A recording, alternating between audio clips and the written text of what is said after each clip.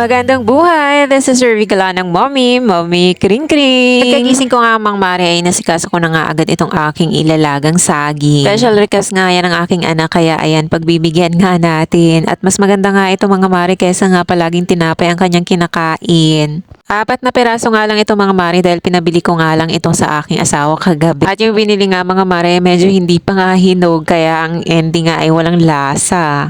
Hindi na nga lang mga Mare, ito the rescue nga ang asukal. Kaya kahit hindi pa nga hinog mga Mare, ay nagustuhan pa rin naman ng aking anak. Pagkatapos ko nga yan, isa lang mga Mare, ay nasikaso ko na rin nga itong aking mga paila. Hindi nga yan yung charger niyan mga Mare at hahanapin ko pa nga kung saan ko nga nailagay. Kasi nga mga Mare, kahit anong on ko dyan mga Mare, ay hindi na talaga siya nag-iilaw. Kaya ito nga mga Mare, mukhang palitan na nga ang mga ito. So matagal na rin naman ang serbisyo niya mga Mare, kaya worth the price na nga yan. Tapos ito nga, pagbukas ko nga ng bintana mga Mare, ayan, malakas na naman nga ang ulan. Eto nga, fast forward mga Mare. Nagpatila nga lang kami mga Mare ng ulan dyan at pumunta na nga kami dito sa laboratory at magpapatest nga ng ihi ng aking anak dahil nga ilang araw na naman nga na hindi nawawala ang kanyang lagnat. Nagpahilot at nagpasuob na nga kami mga Mare pero ganun pa rin nga. Bago namin nga dinadala yan sa doktor mga Mare, ganun muna nga ang aming ginagawa. At ayun, nakapagpa-check up na rin naman kami ng mga oras na yon. Tapos eto nga mga Mare, fast forward na. Nang nakauwi nga kami ay sabi ko nga ikabit na nga ng aking asawa yung aking shelves na ginawa. Ang tagal na nga mga Maring nakatenga yun doon pero hanggang ngayon nga ay hindi pa rin nga na ikakabit. Pero salamat naman at eto na nga at ikakabit na.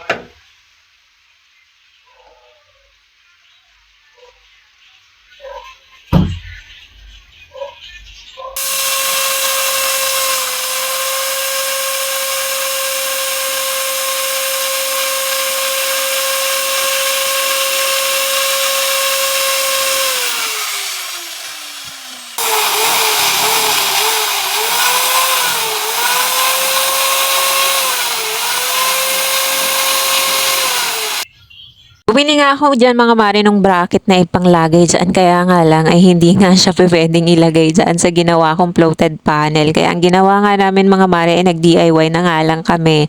Pinutulan na nga lang ng ulo yung pako. At yun na nga lang mga Mare magsisilbing kanyang support dyan. Hindi ko naman yan lalagyan ng magigibat mga Mare kaya tamang-tama lang yun. At habang kinakabit nga yan ng aking asawa ay ayun nga at nasira pa nga yan. Dahil pinagdugtong ko nga lang yan mga Mare. Kung naalala nyo nga yung mga nakaraang vlog ko mga Mare ay malalaman nyo nga na pinagdugtong ko nga lang yan at nilagyan ko nga ng wood glue. Tapos eto nga mga Mare para maging matibay nga yan ay pinapako ko na nga lang ulit. At para hindi nga maging halata na magkadugtong lang yan ay nilagyan ko na nga ng tape tapos pininturahan ko na nga ulit. Tapos eto nga mga Mare hindi pa nga yan tapos dahil dudugtungan ko pa nga yan mga Mare. Ang plano ko nga dyan mga Mare ay magagawa nga ako ng mga pigpatong-patong na shelves dyan sa may lagayan ng aming wifi. Kaya nga lang ay nauna na nga yung wifi kaya kailangan ako na ang mag-adjust.